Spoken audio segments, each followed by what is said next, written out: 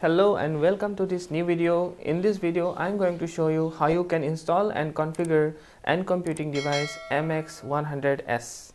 So the device comes in a pair of three devices, the main device and two access devices that I am going to show you right now. And before that you have to prepare your server computer, and it must be a fresh install of Windows, and I tell you that the Windows version must be Windows 7 Service Pack 1 64-bit or higher than that, that is Windows 10 or Windows 8.1, that also 64-bit. So the machine must have 4 GB of RAM at least and a Core 2 Duo or a similar processor. So for this, all the hardwares that are related to this setup is always packed inside the box. So let me show you what are the contents in the box and how to connect them. So these are the contents of the box. The MX100S devices. There are two secondary devices with their USB cords and one primary device, the power brick, the monitor connector and the screws associated with it. These clips that can be connected to the monitor backside, and this is a 12-volt power adapter and the power cord. This is the primary device, and for each of the secondary device there is USB power cable connector.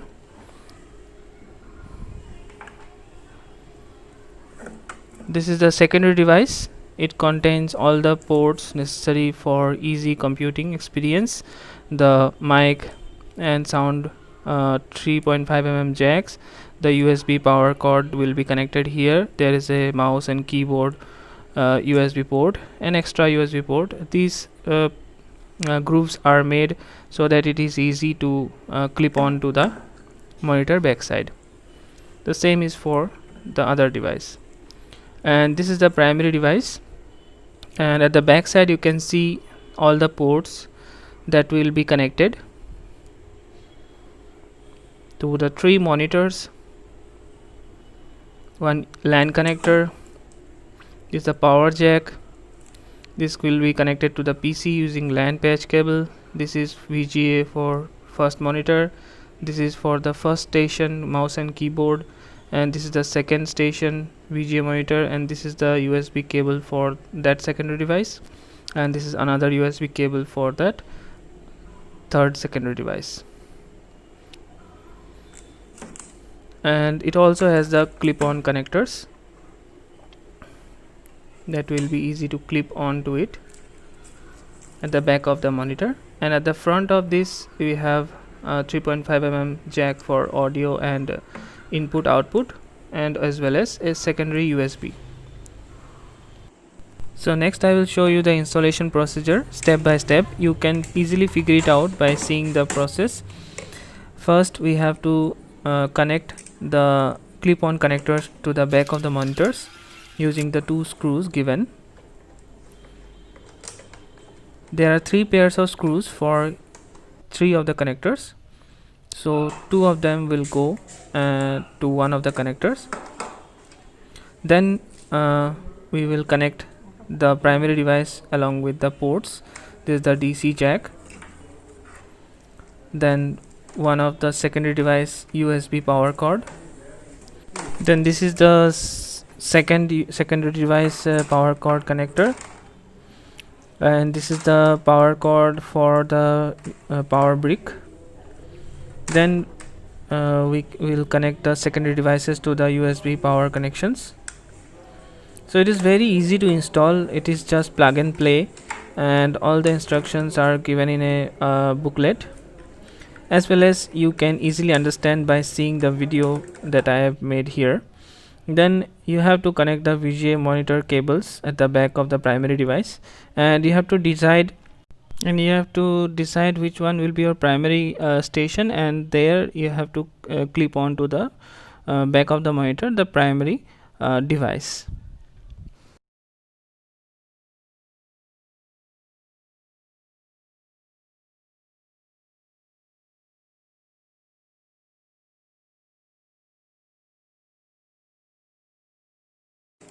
Next we have to connect the primary station's USB and mouse connectors. The bottom one is for keyboard and the upper USB connector is for the mouse. So this is for the mouse connections, and accordingly you have to select the VGA cables for the other two stations, that is the secondary devices. So this primary device will be connected to the first monitor, where I am going to use it to control the other two devices and the network settings. So that accordingly you can also decide how you want to place it. Then you have to connect the LAN connector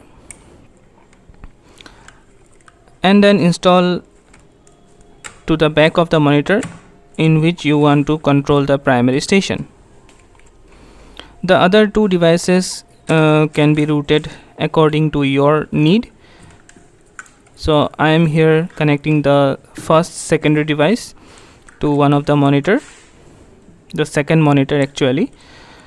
So the USB and keyboard points are already marked, so just you need to see those indications and connect it. Here I am connecting the power cord.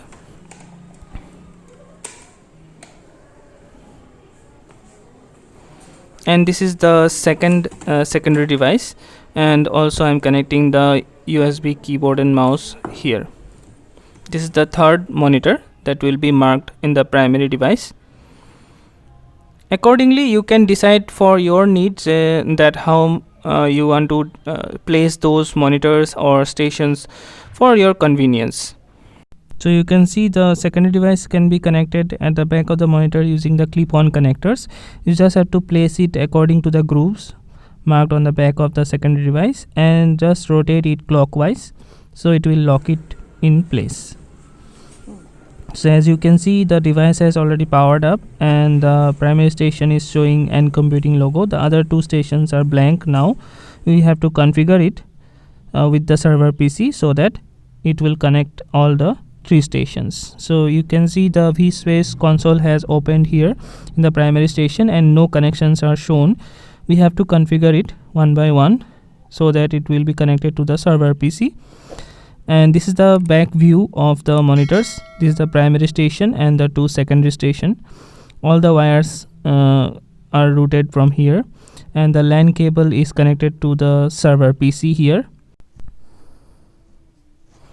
This is the LAN cable connected, and you can see the indicator is on, showing that it is connected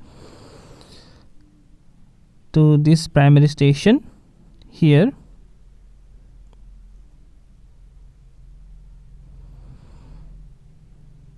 This VGA cable is connected to the second monitor here, and this VGA cable is connected to the third monitor there, and the middle VGA port is connected to this primary station. In the server PC you need to go to Google and search for N Computing. Click on this first link, software downloads. You have to sign in and register using your email ID and password. Once you have done that, you have to again log in back and go to product model and select MX100S and select your operating system model. It is common for Windows 10, 7 and 8.1. So here I am using Windows 7, but I have downloaded the vSpace Pro LTS version, that is version 11.3.6. This will be same for 64-bit Windows 10, Windows 8.1 and Windows 7. Once you have downloaded the file, it will be downloaded as a zip file. You have to extract it in one folder. So here I have extracted in the folder. Then go to that folder and start the installation procedure. So it will ask for Express install, click next, then click I accept and next install. After that it will ask for installing the driver softwares, and both the times you have to click on always trust and click install and let it finish the installation procedure. Then it will ask for restarting the PC, so click on restart Windows and click finish. After restarting the PC, the vSpace Manager software application will open up. but before that we need to configure some settings. So here you can see on our local user groups, the server B, that is the main server here, that is the name of the local user account and as well as the server PC name. Now we have to create secondary users for our devices. So go to control panel, then computer management, under administrative tools, then click on local users and groups, then go to users and click here, click new user, create at least 3 users. Here I am creating one by one. Give the username according to your liking, then give a password, then uncheck this option and check the 2 options: user cannot change password, password never expires, and click create. So similarly I will create 2 other accounts, then click close, then again go to groups, then under that you can see right hand side remote desktop users, click on add, go to advanced, then click find now.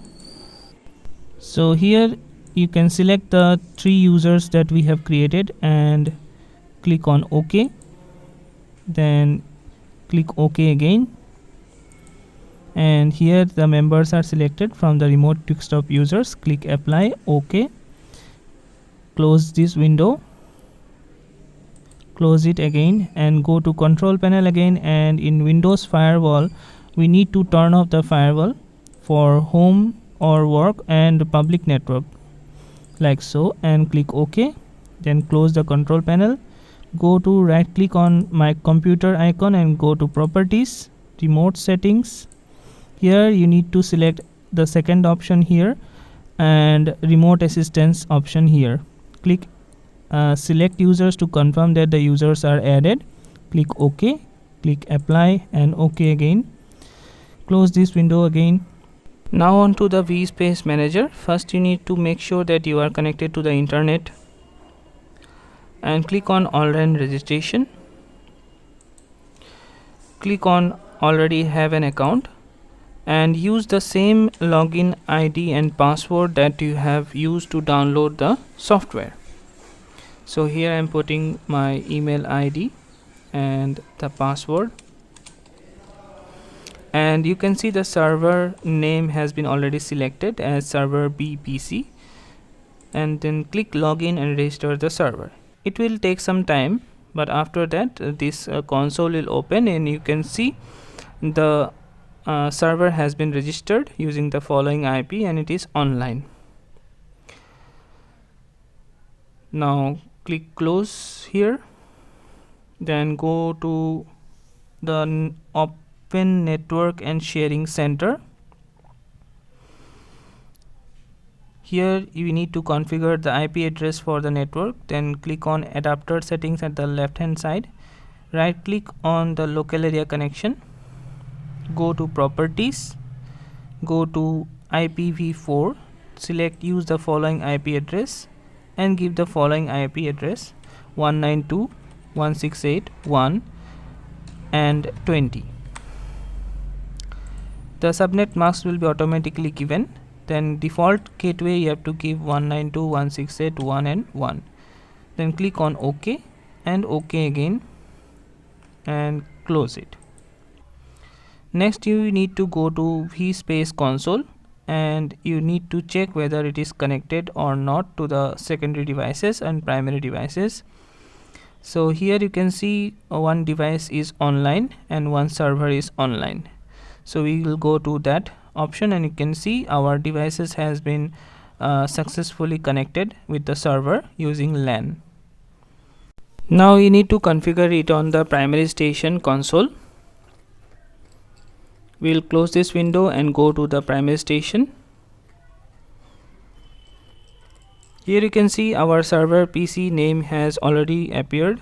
Go to device setup from here and select manual connection settings from connection settings and go to manage groups. If there are groups other than our PC in the right hand corner, then click on remove. Then go to login settings and select the video settings as shown here. click on USB audio redaction and sleep to never. Go to network, select static and type the following IP as shown. It must be an increment of the server PC, that is we had given 192.168.1 and 20. Here it must be incremented by 1. Whatever you give on the last decimal point, you have to increment it here. If you give 10, you have to give here 11, like that. The other two options, subnet marks and gateway, will be similar to the server PC. Then click on apply, click on OK, and then click save. So this will restart the MX100S device, and once it restarts it will connect to the server PC. And here you will select the server PC name and select connect and click OK. Now you can see all the three devices will be connected and will be ready to log in. So just press any key to go to the login screen, and you can log in using the users we have created earlier. So here I am logging here client B1. Similarly, you can log into the other two stations using the other two user names, client B2 here for example, and the third one client B3.